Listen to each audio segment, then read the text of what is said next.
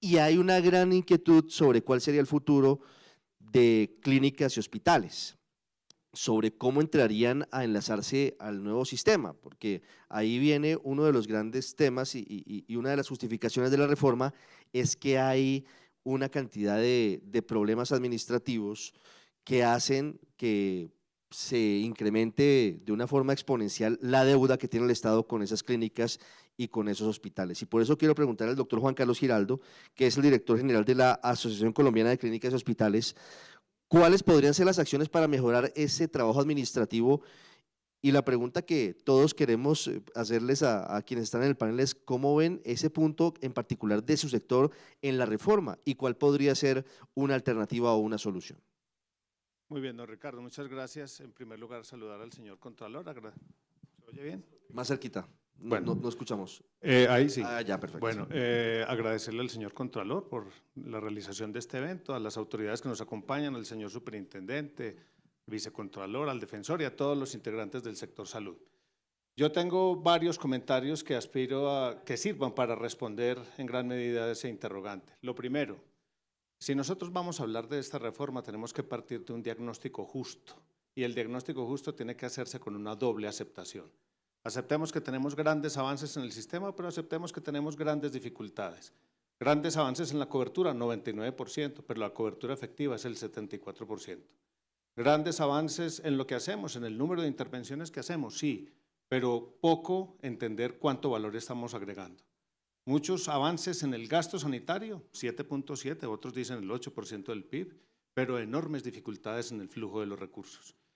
Y así sucesivamente, percepciones divididas, mucha gente que quiere que no se mueva el sistema, otros que sí, y otros que se expresan a través de tutelas, peticiones, quejas y reclamos, que es otra expresión.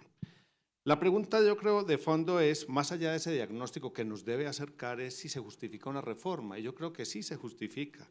¿Para qué? Para buscar que la cobertura sea efectiva, es decir, que tenga acceso, continuidad y coordinación, para que se disminuya la desigualdad. Usted ve las métricas, las mediciones de los grandes indicadores y ve las disminuciones en los agregados nacionales, pero cuando lo ve en lo subnacional no es así. Para mejorar el modelo de atención y por lo tanto conseguir resultados pertinentes a la gente y para acercar las expectativas del derecho a la salud de las personas a las capacidades actualizadas del sistema.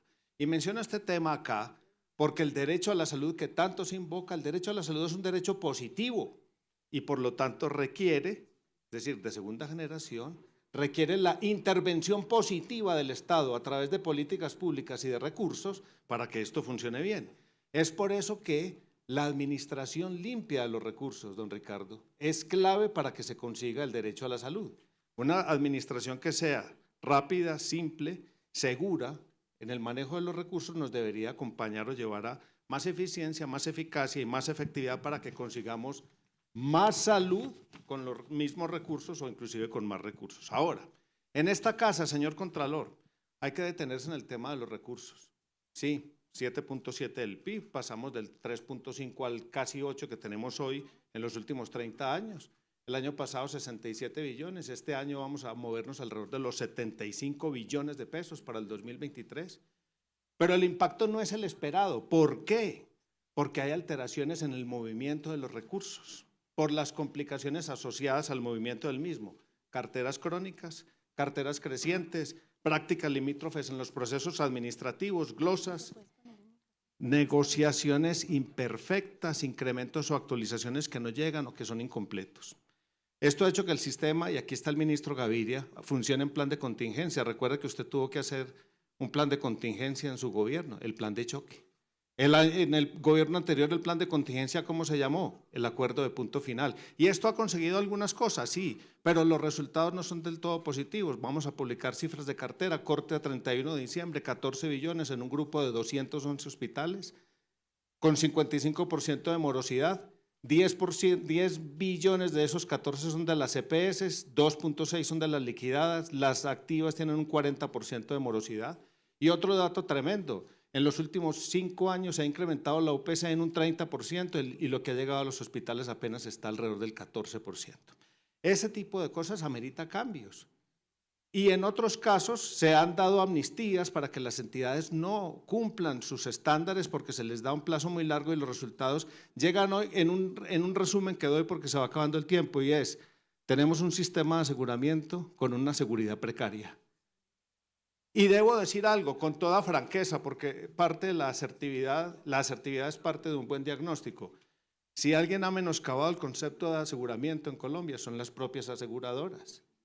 No es la Contraloría que vigila, ni la superintendencia, ni el paciente que se queja, ni el hospital que resiente el no flujo de recursos. Es la aseguradora que no ha cumplido su estándar de permanencia, la que no cumple sus obligaciones de reconocimiento, pago y liquidez, la que no asume la gestión del riesgo y lo deriva a través de contratos desequilibrados, a través de tutelas PBS, a través de megaliquidaciones y otros mecanismos. Ojo, señor Contralor, la reforma creemos que es necesaria. Los dineros de la salud se deben cuidar, tiene que haber pocas manos tocando los dineros de la salud, pero muchos ojos vigilando su movimiento, y por eso los flujos de dinero deben ser automáticos, y por eso nosotros creemos que el giro directo es importante, respondiendo parte de lo que usted preguntaba. Ahora, con respecto al proyecto de ley, unas píldoras. ¿Nosotros qué creemos? Tiene cosas positivas, tiene aspectos destacables, otros a mejorar y otros a cambiar. De los positivos, ¿quién está en desacuerdo con la atención primaria en salud y la búsqueda activa de la población? ¿O con aumentar la resolutividad de la baja complejidad? ¿O generar una nueva institucionalidad para los hospitales públicos? ¿O más participación social? ¿O que la red de prestación sea mixta, tanto pública como privada, y que esté garantizado lo que ya tenemos? ¿O que haya giro directo, que hablemos de determinantes sociales en salud? Yo creo que eso es fundamental, pero hay cosas que mejorar, lo mencionaban. ADRES tiene que tener 3 funciones: acumular riesgos, mancomunar recursos y ser la urna maestra de información. No tiene por qué hacer auditorías. Esas labores administrativas de contratación de auditorías y otra serie de cosas la tienen que seguir haciendo las EPS actuales en su nueva versión de administrador, de gestor o de articulador de la red. Eso se debe mover de esa manera. El talento humano en salud, no se puede confiar que esta ley va a resolver todos sus asuntos, hay que hablar con otros sectores. Las entidades territoriales, no sobrevaloremos sus capacidades, hagamos un esquema de habilitación. La adscripción automática tiene que mejorar el tema de la red público-privada, y el tarifario único no, un sistema tarifario con piso, con diferenciales y con estímulos a la calidad. Y de las cosas que hay que cambiar, hay que hacer explícitas las fuentes de financiación. Si hay nuevas competencias y nuevos usos, tiene que haber nuevas fuentes. No puede haber competencias cruzadas, tantos consejos y tantos fondos, eso al final va a generar zonas grises en la gobernanza, eso se tiene que limpiar.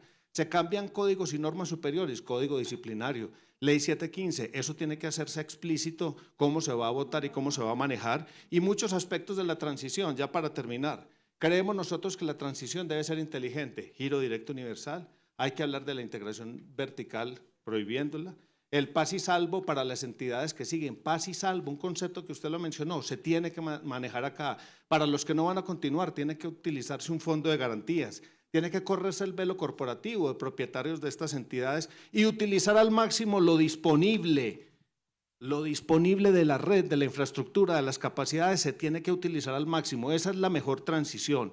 Nosotros creemos que sabemos que hay 6 textos circulando. Hicimos un análisis horizontal de los 6 textos y encontramos que hay por lo menos 20 aspectos temáticos o temáticas en común en los 6. Hay que encontrar el mejor cómo. Remato con lo siguiente, que insertar nuevas piezas en el sistema no nos desarme lo que funciona, y que podamos adelantar lo rezagado y proteger lo que ya tenemos avanzado. Muchas gracias, doctor Giraldo.